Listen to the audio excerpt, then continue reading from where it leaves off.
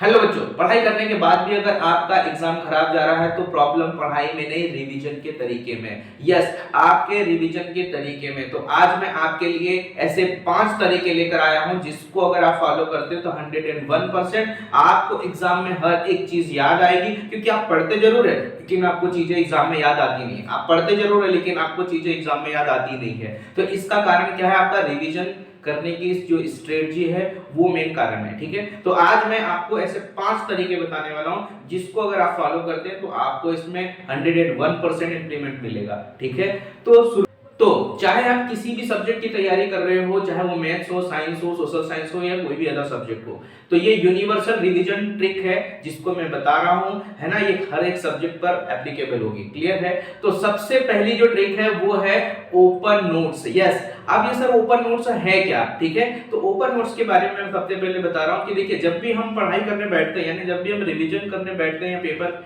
या एग्जाम की तैयारी करने बैठते हैं, तो सबसे पहले हमें बुक्स के साथ फ्रेंडली होना पड़ता है। फ्रेंडली होने का तरीका कैसा क्या है? तो देखो, जब भी आप कोई भी बुक या नोट्स, तो पहले क्या करना है, आपको बुक लेनी है। जैसे मान लीजिए आपको बुक लेनी है, मान लीजिए जैसे ये एनसीईआरटी है। ठीक है, तो एनसीईआरटी की अगर हमने बुक लिया तो सबसे पहले क्या करना है, जिस चैप्टर को हमें रिवाइज करना है उसको पहले खोलना है, यानी ओपन करना है चैप्टर को, और उसके जितने भी चैप्टर में जितने भी पेजेस है उसको आपको नॉर्मली पलटा के बस उसकी हेडिंग्स को एक सरसरी नजर से देखना है। क्या करना है, बस उसको क्या करना। इससे क्या होगा कि जब भी आप वो सारे पेजेस को पलटाएंगे, तो इसके पहले आपने कभी ना कभी तो चैप्टर्स को पढ़ा होगा, तो इससे क्या होगा कि वो प्रॉपर अपडेट होने लगेगा। मतलब इसके पहले जो भी इंफॉर्मेशन, जब भी आपको चैप्टर तैयार किए होंगे अभी से 6 महीने पहले या 7 महीने पहले या स्टार्टिंग फेसेस में, सेशन के स्टार्टिंग फेज में, तो वो चीजें आपको रिट्रीव होने लगेगी, याद आने लगेगी। अब क्या हो जाएगा, आप इसके साथ फ्रेंडली हो जाओगे। दूसरी चीज, आपको अपने नोट्स ओपन कर लेनी है। जो भी इसके पहले आपने जब भी स्कूल के लिए या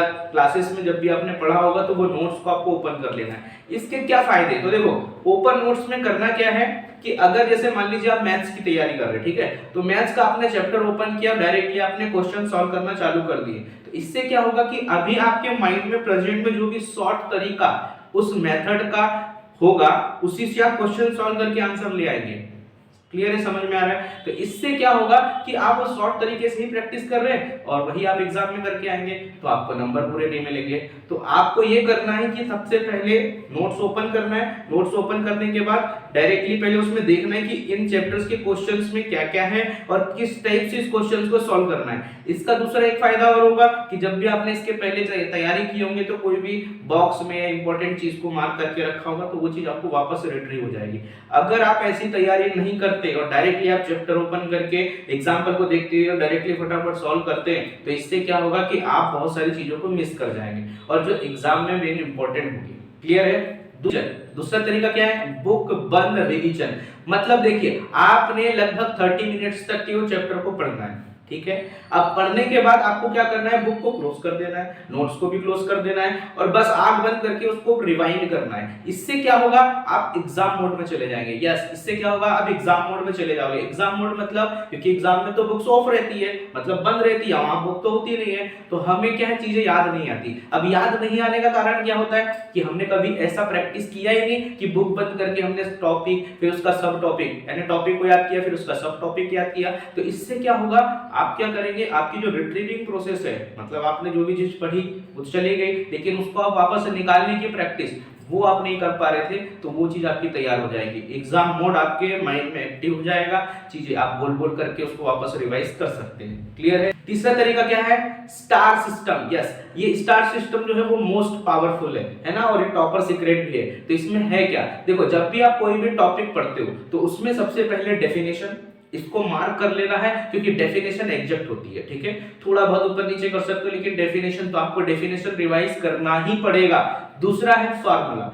फार्मूला, क्योंकि देखो ये भी 2-3-4 वर्ड का होता है, तो फार्मूला भी आपको अच्छे से रिवाइज करना है। और तीसरा है डायग्राम। यस, तो डायग्राम लिए आपको रफली ड्रॉ करके देख लेना है। चौथा जो है आपका पीवाईक्यू, पीवाईक्यू भी देखना है। तो ये जो स्टार सिस्टम है, स्टार सिस्टम में ये 4 चीजें आपको करनी ही करनी है। इसको अगर आप नहीं करेंगे तो मतलब आप बहुत सारी चीजें मिस कर जाएंगे, क्योंकि एग्जाम में मेन डेफिनेशन, फार्मूला, डायग्राम और पीवाईक्यू, यही एक इंपॉर्टेंट तरीका है जिससे हम ओवरऑल सिलेबस को, ओवरऑल चैप्टर को तैयार कर सकते हैं। क्लियर है? समझ में आ रहा है? कोई दिक्कत? चलो इसके बाद देखो, इसके बाद फोर्थ है राइटिंग रिवीजन। अब यहां तक तो हमने पढ़ भी लिया, सब कुछ कर लिया। अब राइटिंग रिवीजन का मतलब ये है कि देखो आप पढ़ भी रहे हैं, बोल करके याद भी कर रहे हैं, रिवाइज भी कर रहे हैं, डेफिनेशन फॉर्म नोट करके देखे, तो आपको कुछ नहीं करना है, रोज सुबह और शाम एक या दो क्वेश्चंस को लिख कर देखना है। यस, लिख कर देखने से क्या होगा कि आपको एक आइडिया लग जाएगा कि जैसे मान लीजिए आपको 2-3 पॉइंट किसी टॉपिक के पता है, लेकिन एग्जाम में वही क्वेश्चन जो है वो 5 नंबर में आ रहा है या 4 नंबर में आ रहा है, तो आप उसको कैसे एक्सपांड करेंगे? तो क्योंकि आपको तो 2-3 टॉपिक बस 2-3 पॉइंट बस याद है, तो इसको एक्सपांड करने का तरीका मिल जाएगा आपको इसमें। और इससे क्या होगा कि आप अंडरलाइन किन किन कीवर्ड्स को करेंगे इसका आइडिया मिल जाएगा। तो मतलब एक लॉजिकली एक फ्रेम बन जाएगा आपके माइंड में कि लिखना कैसे है। क्योंकि देखिए एनी हाउ आपको एग्जाम में लिखना ही है, याद करना इंपॉर्टेंट नहीं है, लिखना इंपॉर्टेंट है। यस, याद करना इंपॉर्टेंट नहीं है, लिखना इंपॉर्टेंट है, तो इसीलिए फोकस थोड़ा सा लिखने पर भी करना है। और पांचवा और सबसे मोस्ट पावरफुल जो तरीका है 30-10-5 रूल। यस, 30-10-5 रूल ये है क्या? 30-10-5 रूल है क्या? तो देखो 30 मिनट्स आपको रिवीजन करना है, क्योंकि हमारा ब्रेन जो है वो 25 से 30 मिनट्स तक फोकस कर सकता है, इसके बाद वो डिस्ट्रैक्ट होने लगेगा, तो हमें इसी का फायदा उठाना है। 30 मिनट्स आपको क्या करना है? रिवाइज करना है। मतलब 30 मिनट्स आपको क्या करना है? रिवाइज करना है। उसके बाद 10 मिनट्स, हमने 30 मिनट्स रिवीजन कर लिया कोई भी टॉपिक या चैप्टर, उसके बाद 10 मिनट उसके पीवाईक्यू देखना है। क्या करना है? 10 मिनट्स तक आपके उसके पीवाईक्यू। सर बोलोगे अगर पीवाईक्यू में क्वेश्चन, तो आप क्वेश्चन बड़ा हो या उसका आंसर बहुत बड़ा हो तो 10 मिनट में एक ही क्वेश्चन हो पाएगा, तो ऐसा नहीं करना है। आपको फोकस पीवाईक्यू में सिर्फ क्वेश्चंस पर करना है, क्योंकि देखिए आपने टॉपिक पढ़ लिया, मतलब आइडिया तो लग गया कि इसमें है क्या। अब उसका पीवाईक्यू आप पढ़ेंगे तो आपके ब्रेन में जो है वो क्वेश्चंस के आंसर्स ऑटोमेटिकली अपडेट होने लगेंगे।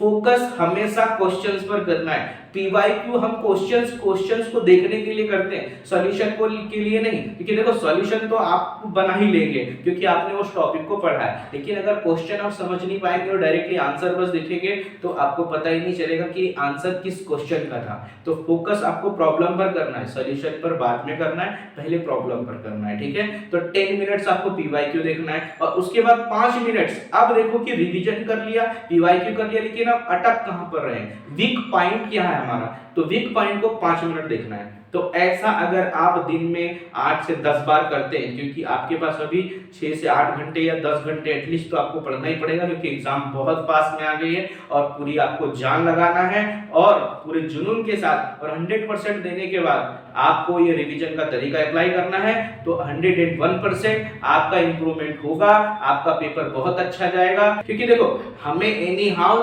रिवीजन के तरीके में अपडेट करना ही पड़ेगा, क्योंकि अभी तक जो रिवीजन जिस तरीके से आप कर रहे हैं उससे तो रिजल्ट उतना आ नहीं रहा है, तो हमें तरीके तो बदलने पड़ेंगे, ठीक है। आई होप कि आपको ये चीजें समझ में आई हो और पांचों तरीके आप अप्लाई करेंगे तो वेल एंड गुड और बहुत अच्छा होगा। अगर ये वीडियो आपको पसंद आई हो तो शेयर तो कर ही लेना, ठीक है। चलो मिलते हैं अगली वीडियो में, तब तक के लिए थैंक यू।